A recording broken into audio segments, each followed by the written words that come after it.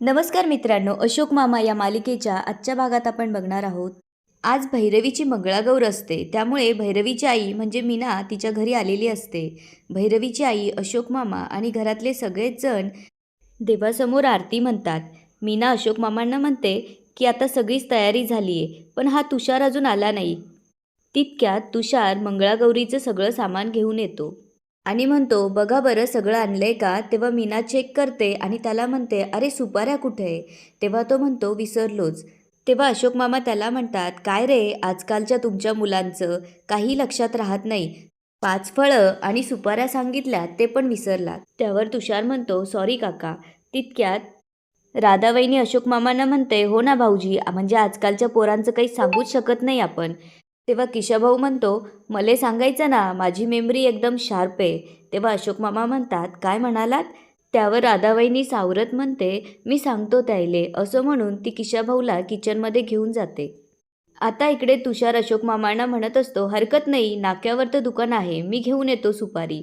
तेव्हा अशोक मामा त्याला म्हणतात, मोदक करणाऱ्या आणि जेवण करणाऱ्या बायकांना पण घेऊन ये. तुषार गेल्यावर मीना म्हणते, बरं भाऊजी, हे सगळं सामान आम्ही पुढे घेऊन जातो, तुम्ही अनिश आणि भैरवीला मागून घेऊन या. आता इकडे अनिशची तयारी झालेली असते.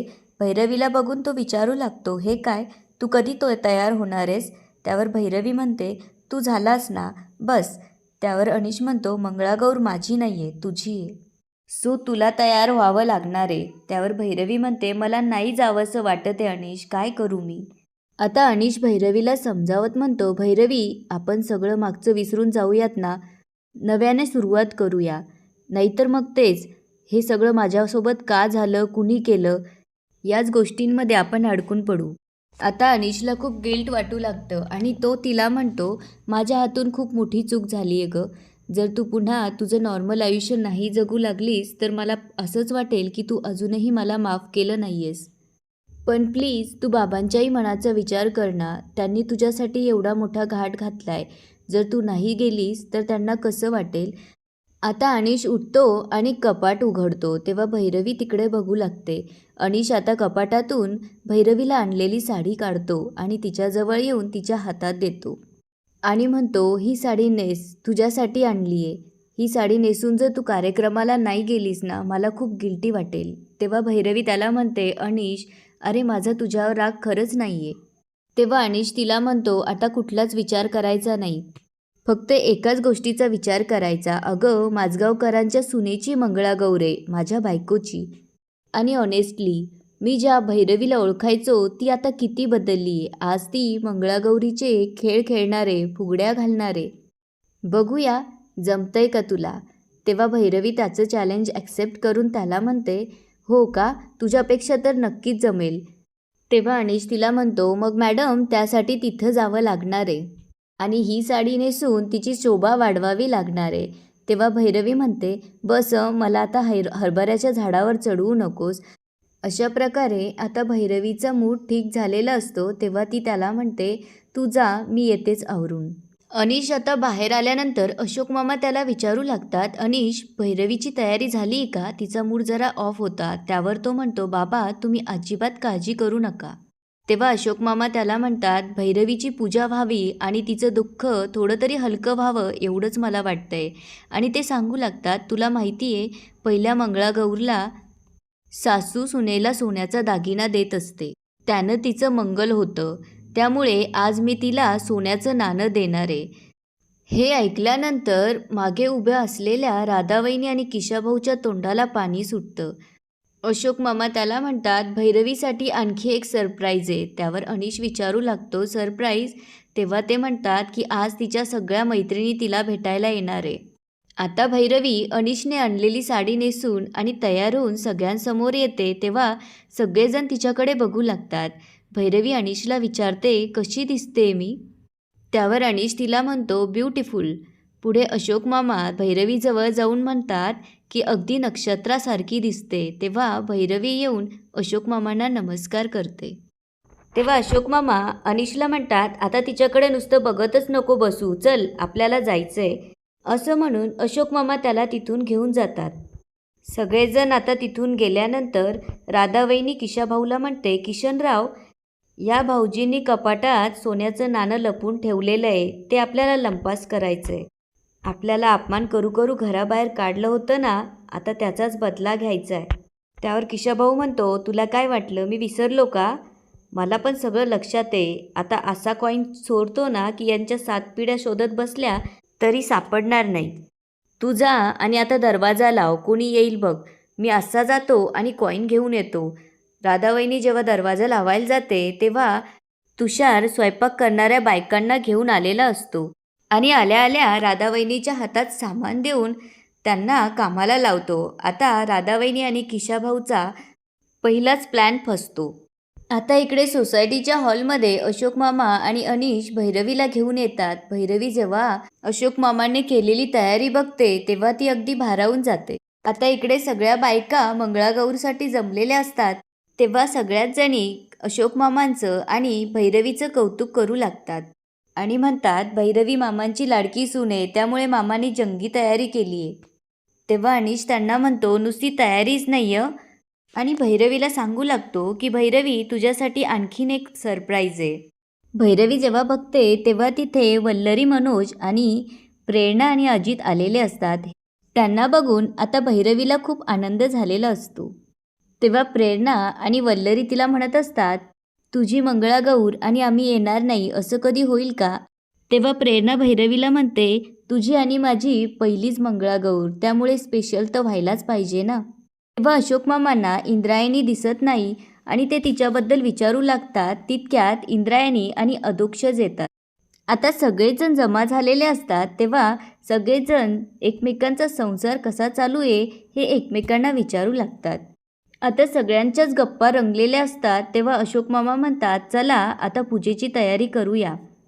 त्यामुळे आता भैरवी पूजेसाठी पुढे येते. सगळेच जण पूजेमध्ये गुंग असतात. त्याचाच फायदा घेऊन आता राधावहिनी किशाभाऊला म्हणते, आपला प्लॅन लक्षात आहे ना की आता सगळे पूजेमध्ये गुंग आहे, तेव्हा आपल्याला कॉईन गायब करायला लागते. तेव्हा किशाभाऊ तिला म्हणतो, सगळं लक्षात आहे माझ्या, तुला कॉईनच हवा आहे ना, तो नक्की मिळणार. असं म्हणून तो तिथून जाऊ लागतो. तेव्हा अशोक मामांच्या ही गोष्ट लक्षात येते. तेव्हा अशोक मामा त्याच्या मागे जाऊन त्याला अडवतात आणि गेटवर उभं राहून लक्ष ठेवायला सांगतात. आता राधा किशाचा दुसरा प्लॅनही फसतो. इकडे वल्लरीची आई सगळ्या पुरुष मंडळींना आता बाहेर जा असं म्हणत असते. तेव्हा वल्लरी म्हणते, इथे फक्त अशोक मामा थांबणार, कारण त्यांनीच त्यांच्या सुनेसाठी एवढा घाट घातलाय, त्यामुळे बाकीची पुरुष मंडळी बाहेर जातील. तेव्हा अनीश म्हणतो, याला काय अर्थ आहे, आम्हालाही बघायचंय. त्यावर सगळ्या बायका म्हणू लागतात, अजिबात चालणार नाही आणि त्यांचे हात पकडून त्यांना बाहेर काढतात. आता इकडे बायका वर्षाताई अजून आल्या नाही, त्यामुळे जरा काळजीत असतात आणि म्हणतात, जर त्या आल्या नाही तर आपली मंगळागौर पूर्ण होणार नाही. आता इकडे मनोज अनीशला म्हणतो, तुला पण बाहेर काढला, तुझ्या तर बायकोची मंगळागौर आहे ना. त्यावर अनीश म्हणतो, हो ना यार, काय लॉजिक आहे तेच समजत नाही. सगळ्या बायकांनी मला हात धरून हकललं आणि भैरवीसुद्धा काहीच बोलली नाही. आता इकडे मंगळागौरीचे खेळ सुरू होतात. बायका गाणी म्हणतात, फुगडी खेळतात आणि वेगवेगळे खेळ खेळू लागतात. आता इंद्रायणी, वल्लरी, प्रेरणा मंगळागौरीचं महत्त्व सांगू लागतात. राधावहिनीचं मात्र मंगळागौरीच्या कार्यक्रमात लक्ष नसतं आणि ती हळूच उठून बाहेर येते आणि किशाभाऊला शोधू लागते. किशाभाऊचा आता फोनही लागत नसतो, त्यामुळे राधावहिनीला टेन्शन आलेलं असतं. ती विचार करू लागते की बेवडा दारू पिऊन कुठे पडला तर नसेल ना. तितक्यात किशाभाऊ नऊवारी घालून डोक्यावर पदर घेऊन राधावहिनीसमोर येतो. तेव्हा राधावहिनीला मात्र आता खूप आनंद झालेला असतो. तेव्हा ती आनंदाने नाचू लागते आणि किशाभाऊला म्हणते, हे आता एकदम करेक्ट आहे, आता कॉईन चोरायचा आणि आता तू कुठंही लपवू शकतात, कारण आता तुम्ही लुगडं नेसलंय, जा आणि आता कॉईन चोरून आणा. असं म्हणून आता किशाभाऊ तिथून गेलेला असतो. आता इकडे सगळेजण वैतागलेले असतात. अनीश म्हणतो, मला एक कळत नाही, ह्या बायका आपल्यासाठीच करतात ना मंगळागौर, मग आपण बघितलं तर काय हरकत आहे. तितक्यात तिथून किशाभाऊ आत जाताना दिसतो. त्याला बघून सगळेजण त्याच्याकडे पळत येतात. अनीश म्हणतो, मावशी प्लीज आम्हाला आत घेऊन चला ना, आम्हालाही बघायचा आहे कार्यक्रम. आता किशाभाऊ चांगलाच फसलेला असतो. सगळेजण त्याला रिक्वेस्ट करू लागतात की आम्हाला मध्ये घेऊन जा. तेव्हा किशाभाऊ विचार करतो, की आत्ता जर मी माझं तोंड उघडलं ना तर सगळेजण मला मारतील आणि मला जाऊ द्या असं म्हणून तो तिथून पळून जातो. तेव्हा ते म्हणू लागतात यांचा काहीतरी प्रॉब्लेम दिसतोय, अशा काय आहे या? तेव्हा अजित म्हणतो काहीतरी गडबड दिसते. तितक्यात तिथे मनोज येऊन सांगू लागतो की हॉलच्या मागच्या खिडकीतून मंगळागौरीचा सगळा कार्यक्रम दिसतोय, चला. तेव्हा सगळेजण जातात आणि हॉलच्या मागच्या खिडकीतनं मंगळागौरीचा कार्यक्रम चोरून बघू लागतात. आता चोरून कार्यक्रमाची मजा घेत असताना अचानक रुपालीचं लक्ष त्यांच्याकडे जातं. तेव्हा ती प्रभूबाईंना सांगू लागते. आता रुपालीनेच नाही तर अशोक मामांनीही त्यांची चोरी पकडलेली असते. अशोक मामा जेव्हा तिथून जात असतात तेव्हा त्यांना ही पुरुष मंडळी चोरून खिडकीतून बायकांचा कार्यक्रम बघत असल्याचं दिसतं. अशोक मामा आता हळूच त्यांच्या मागे जाऊन उभे राहतात आणि त्यांना आवाज देत म्हणतात, काय? तेव्हा सगळेच जण त्यांच्याकडे बघू लागतात. आता काय बोलावं हेच कोणाला समजत नसतं. तेव्हा अशोक मामा विचारतात, कसं चाललंय? बरं चाललंय ना सगळं? आणि कशा काय दिसत आहेत माझ्या लेकी? तेव्हा ते म्हणू लागतात की आम्ही चुकून इथे आलो. तेव्हा अशोक मामा म्हणतात, चुकून आलात ना, मग आता जा. नियम म्हणजे नियम, शिस्त म्हणजे शिस्त. तेव्हा अधोक्षज येऊन अशोक मामांना विचारू लागतो, मामा ऐका ना, वेणू मामींशी जेव्हा तुमचं लग्न झालं तेव्हा त्यांची पण अशीच मंगळागौर झाली असेल ना? आता मात्र अशोक मामांच्या जुन्या आठवणी ताज्या झालेल्या असतात आणि ते सगळ्यांना सांगू लागतात की ती नुसती मंगळागौर नव्हती, तर तो एक जंगी सोहळा होता. तेव्हा अधोक्षज त्यांना शब्दात अडकवून विचारू लागतो की मामा, तुम्हाला बघायला मिळाली होती का मंगळागौर? तेव्हा ते म्हणतात, नाही रे नाही, मी अशीच चोरून खिडकीतून बघितली होती. काय सुंदर नाचत होती माझी वेणू. तेव्हा अनिश त्यांना म्हणतो, मग आम्हाला काय ओरडताय? बाबा आम्हाला पण बघू द्या ना. तेव्हा अशोक मामा त्यांना म्हणतात, ठीक आहे ठीक आहे, बघा बघा, पण पकडले जाऊ नका.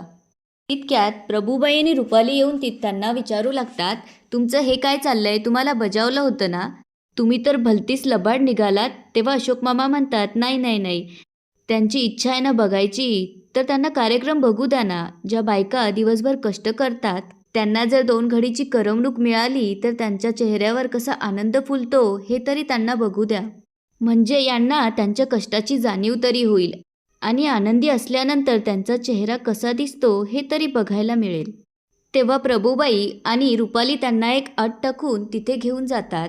तेव्हा वल्लरी म्हणते, घ्या की मग यांना आमच्यासोबत नाचायले. त्यावर मनोज म्हणतो, वल्लू अगं, आम्ही तसंही तुमच्या तालावरच नाचत असतो ना, इथं सगळ्या बायकांसमोर कशाला नाचवते? तेव्हा भैरवी म्हणते, बघूया तरी कसे नाचतात.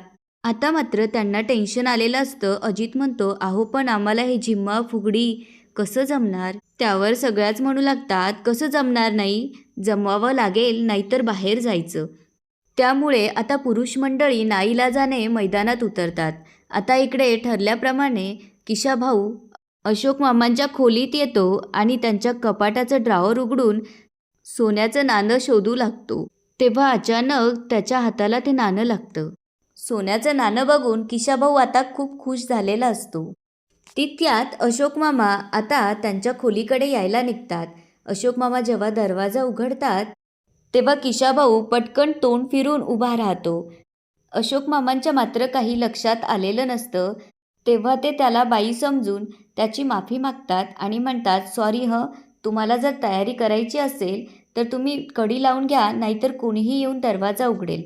असं म्हणून अशोक मामा तिथून निघून जातात.